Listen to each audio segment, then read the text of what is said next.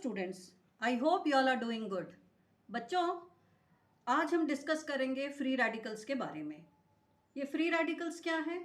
ये जो free radicals हैं ये होते हैं रिएक्शन इंटरमीडिएट्स। क्या होते हैं? Reaction intermediates. अब ये रिएक्शन इंटरमीडिएट्स क्या है? रिएक्शन इंटरमीडिएट्स ऐसे स्पीशीज होते हैं जो रिएक्शन को आगे बढ़ाते हैं।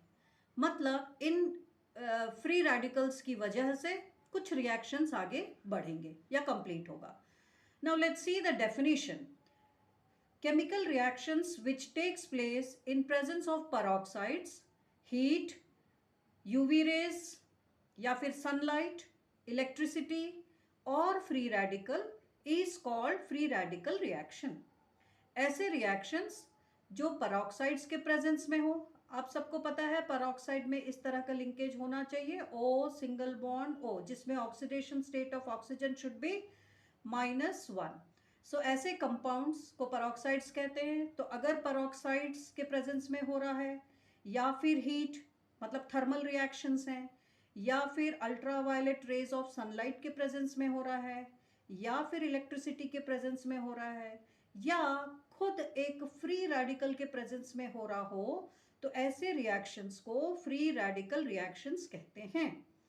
ये रिएक्शंस काफ़ी तेज़ी से होते हैं और ये इम्पॉर्टेंट फ्री रेडिकल्स हैं क्योंकि इनका रिएक्शंस और मैकेनिज्म्स आप +2 लेवल में, नीट में, जेई मेंस और एडवांस में पढ़ोगे ही। ये सभी सिलेबस में इंक्लूडेड होता है। Now let's see the important features. It takes place in 3 steps. कितने स्टेप्स में होता है बच्चों? ये रिएक्शन 3 स्टेप्स में, 1, 2 and 3। So let's see the steps one by one. तो पहला स्टेप है इनिशिएशन स्टेप। इनिशिएशन मतलब स्टार्ट करना। तो ऑब्वियसली कोई भी रिएक्शन को शुरू करना ही पड़ेगा, स्टार्ट करना पड़ेगा, तभी वो आगे बढ़ेगा। तो in this step homolysis takes place. क्या होता है इसमें? होमोलिसिस। होमोलिसिस का मतलब होता है कोई भी बॉन्ड बीचों बीच से टूटना। हमें पता है एक बॉन्ड 2 इलेक्ट्रॉन से बनता है, तो जब वो बॉन्ड बीचों बीच से टूटेगा तब एक इलेक्ट्रॉन एक एटम के पास जाएगा और उस बॉन्ड का दूसरा इलेक्ट्रॉन दूसरे एटम के पास जाएगा। इस तरह के क्लीवेज को कहते हैं homolysis. Okay, now this takes place in presence of an initiator. तो ये जो होमोलिसिस रिएक्शन है इसे कराने के लिए हमें इनिशिएटर मतलब ऐसे सब्सटेंस की जरूरत पड़ेगी जो रिएक्शन को स्टार्ट करे। तो वो सब्सटेंसेस क्या क्या हो सकते हैं? वो पेरोक्साइड हो सकता है, हीट हो सकता है, अल्ट्रावायलेट रेज ऑफ सनलाइट हो सकता है, इलेक्ट्रिसिटी हो सकता है या खुद एक फ्री रेडिकल हो सकता है। तो लेट्स सी द एग्जाम्पल। यहाँ हमने एक न्यूट्रल क्लोरीन मॉलिक्यूल लिया है and we all know chlorine molecule के बीच में एक सिंगल कोवेलेंट बॉन्ड होता है, मतलब एक बॉन्ड 2 इलेक्ट्रॉन से बनता है। तो जब इस क्लोरीन मॉलिक्यूल को हम एक्सपोज करते हैं सनलाइट के प्रेजेंस में, अल्ट्रावायलेट रेज ऑफ सनलाइट के प्रेजेंस में, when this chlorine molecule is exposed to ultraviolet rays of sunlight, तब ये जो बॉन्ड है वो बीचों बीच से टूटता है। आप देख सकते हैं कर्सर को, हमने उसे डॉटेड लाइन से शो किया है। इस बॉन्ड का एक इलेक्ट्रॉन एक क्लोरीन के पास गया, दूसरा इलेक्ट्रॉन दूसरे क्लोरीन के पास गया, तो एज ए रिजल्ट हमारे पास 2 moles of chlorine free radical बना। तो फ्री रेडिकल को आप आसानी से पहचान सकते हैं। एटम के ऊपर जब भी सिर्फ एक इलेक्ट्रॉन हो, आप देख सकते हैं मोल्स तो 2 हैं लेकिन इलेक्ट्रॉन एक है, तो जब भी एक इलेक्ट्रॉन प्रेजेंट हो किसी एटम के ऊपर, इसका मतलब वो फ्री रेडिकल है। और ये पॉइंट आप ध्यान दीजिए कि ये जो रिएक्शन है that is endothermic in nature. You can see delta H की वैल्यू हमने पॉजिटिव लिखी है। तो जब भी डेल्टा एच की वैल्यू पॉजिटिव है मतलब रिएक्शन क्या है? एंडोथर्मिक है। तो ये रिएक्शन एनर्जी लेगा। क्यों लेगा? इसको जरूरत क्यों पड़ेगी? क्योंकि इसे एक बॉन्ड तोड़ना है।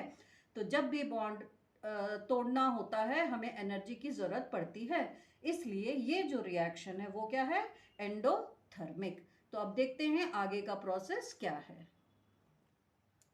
बच्चों, सेकेंड स्टेप। अब देखते हैं हम सेकेंड स्टेप। सो ये जो स्टेप 2 है दैट इज चेन प्रोपगेशन।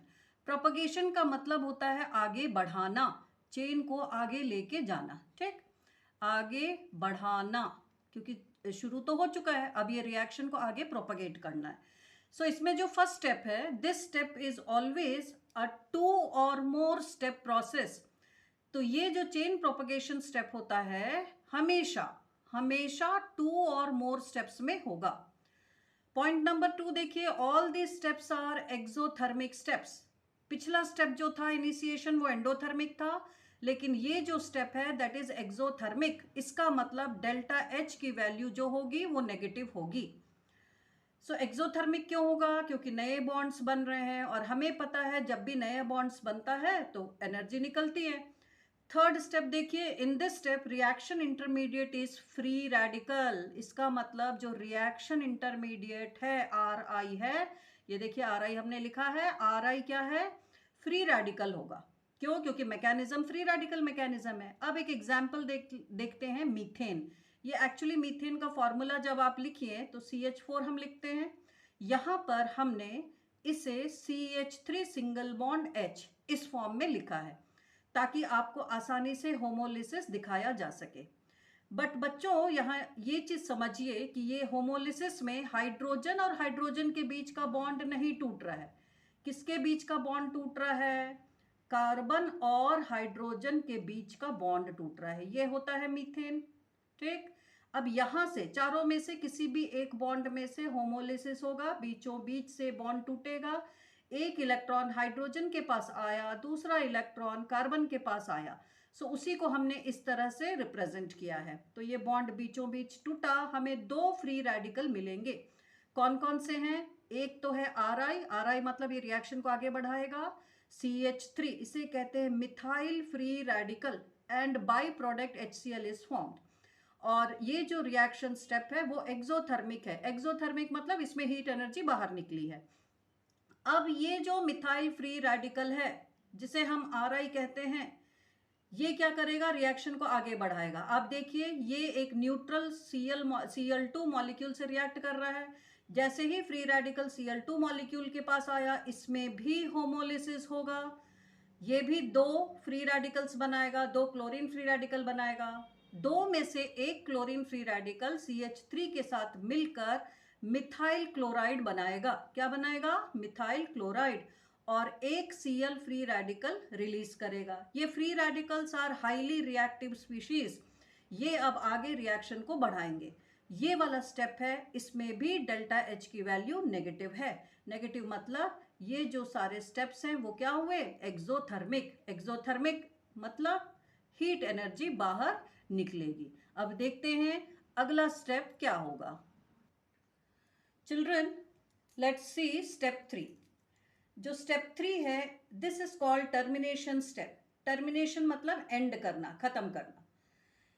तो इसमें chain is terminated by adding free radicals. तो चेन को अगर हमें रिएक्शन को खत्म करना है, मतलब चेन को खत्म करना है, टर्मिनेट करना है, तो फ्री रेडिकल डाल दीजिए उसमें, या फिर कुछ इम्प्योरिटीज डालिए जैसे कि क्लोरोफॉर्म CHCl3 या फिर कार्बन टेट्राक्लोराइड। ये सब ऑर्गेनिक सॉल्वेंट्स हैं, तो इनमें भी फ्री रेडिकल होगा। इनका फ्री रेडिकल जो रिएक्शन के फ्री रेडिकल से मिलकर एक न्यूट्रल मॉलिक्यूल बना लेगा एंड चेन गेट्स टर्मिनेटेड। तो यहाँ आप देख सकते हैं chlorine free radical combines with another chlorine free radical. तो एक रिएक्शन में से आया, दूसरा जो हम ये इनहिबिटर्स डाले हैं या ये जो पॉइजन्स डाले हैं या केमिकल कंपाउंड्स डाले ऑर्गेनिक सॉल्वेंट्स के रूप में, उनसे रिएक्ट करके न्यूट्रल मॉलिक्यूल बना लिया और चेन खत्म हो गया, रिएक्शन स्टॉप हो गया। अब इसमें ध्यान दीजिए, reaction velocity is very very high. ये जितने भी फ्री रेडिकल रिएक्शंस होते हैं काफ़ी तेजी से होते हैं। अगर आपको स्पीड कंट्रोल करना है then we have to add inhibitors. Inhibitors जैसे पैराबेंजोक्विनोन, ये एक केमिकल कंपाउंड है, ये डालना है, या फिर डाइफिनाइल अमीन। सो डाइफिनाइल अमीन, पैराबेंजोक्विनोन, ये डालेंगे तब क्या होगा? रिएक्शन की वेलोसिटी कम हो जाएगी, रिएक्शन थोड़ा धीरे हो जाएगा। फोर्थ पॉइंट देखिए, काफी इंपॉर्टेंट पॉइंट है, एनर्जी नीडेड फॉर होमोलिसिस। हमने स्टेप 1 में देखा था कि शुरू में हमें एनर्जी की जरूरत पड़ी थी बॉन्ड को तोड़ने के लिए। तो ये जो एनर्जी नीडेड है that is inversely proportional to the stability of free radical RI। That means अगर रिएक्शन इंटरमीडिएट जो रिएक्शन को आगे बढ़ा रहा है वो बहुत ज़्यादा स्टेबल होगा तो एनर्जी रिक्वायर्ड कम होगी, एंड वाइसा वर्सा।